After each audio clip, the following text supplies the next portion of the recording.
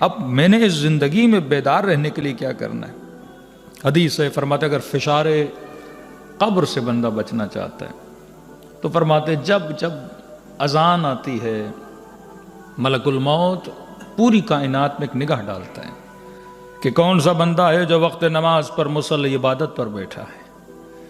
وہ بندے جو اسے عبادت میں مشغول نظر آتے ہیں، اللہ کا حکم ہوتا ہے کہ ان کو فشار قبر سے محفوظ کیا جائے، اور وہ بندے جو عبادت میں نظر نہیں آتے، مطلب جو غافل ہیں، جو بیدار نہیں ہیں، جو مقصد زندگی کو سمجھ نہیں پا رہے، فرماتے وہ فشار قبر سے دوچار ہوتے ہیں۔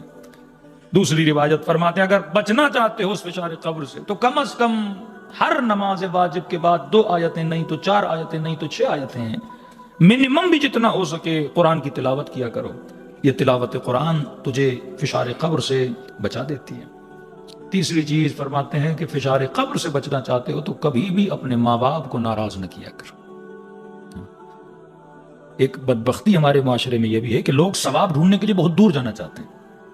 مولانا زیارت کرنی ہے، مکہ جانا ہے، مدینہ جانا ہے، کربلا جانا ہے، ادھر جانا ہے، ادھر جانا ہے۔ میں کہتا ہوں جناب اگر وسعت نہیں ہے، جا نہیں سکتے، کچھ زیارتیں خدا نے تیرے گھر کے اندر رکھی ہوئی ہیں۔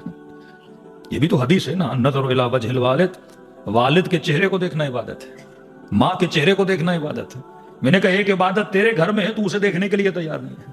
ہمیں موبائل سے فرصت نہیں، ہمیں مختلف چیزوں سے فرصت نہیں، فرمایا یہ عبادتیں ہیں جو گھر کے اندر ہیں۔ اگر واقعا ذریعے امام حسین کو بندہ دیکھ نہیں سکتا تو والد کے چہرے کو دیکھ لے، والدہ کے چہرے کو دیکھ لے۔ اگر توفیق زیارت امام معصوم نہیں ہے تو توفیق زیارت والد تو ہے، توفیق زیارت والدہ تو ہے۔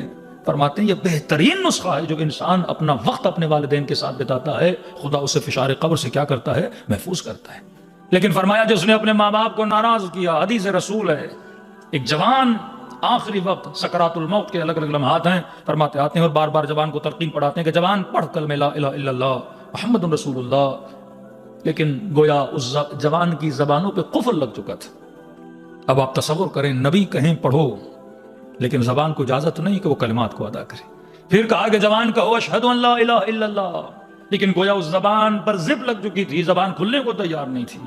اصحاب کہتے ہیں نبی نے پورے کمرے میں دیکھا، دور سے دیکھا، ایک دیوار پر سہارا دے کے ایک بوڑھی خاتون کھڑی تھی۔ نبی نے کہا خاتون کیا یہ تیرا بیٹا ہے؟ کہتی جی یا رسول اللہ۔ فرماتے ہیں یہ بتاؤ کیا تو اپنے بیٹے سے ناراض ہو؟ کہتی یا رسول اللہ 4 سال ہو گئے اس نے میرے ساتھ بڑی جفائیں کی ہیں، قلباً بڑی ناراض ہوں اس سے۔ کہنے لگے آئے جوان کی ماں یہ وقت ناراضگی کا وقت نہیں ہے، تیرا بیٹا بڑی تکلیف میں ہے، میں مصطفیٰ کہہ رہا ہوں کلمہ پڑھو پر پڑھ نہیں پا رہا کیونکہ تو ناراض ہے۔ اب کہا کہ اپنی ناراضگی دور کر۔ اس ماں نے دعا کے لیے ہاتھ اٹھائے اور یہ جملے کہے کہ پروردگارا نبی کی رضا کی خاطر اپنے بیٹے سے راضی ہو رہی ہوں۔ یہ کہنا تھا اس جوان کی زبان سے جملے جاری ہوئے اشہد ان لا الہ الا اللہ۔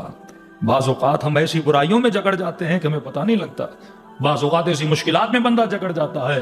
تو فرمایا فشار قبر سے اگر بچنا چاہتے ہو تو ہر نماز کے بعد ایک نماز پڑھو وقت پر، دوسرا ہر نماز کے بعد تھوڑی دیر کے لیے تلاوت قرآن کرو، تیسرا یہ ہے کہ اپنے ماں باپ کے ساتھ خوش اسلوبی سے پیش آیا کرو، چوتھا یہ ہے کہ کم از کم ہفتے میں 1 دن قبرستان جایا کرو، اور وہ دن بہترین دن شب جمعہ کا دن ہے۔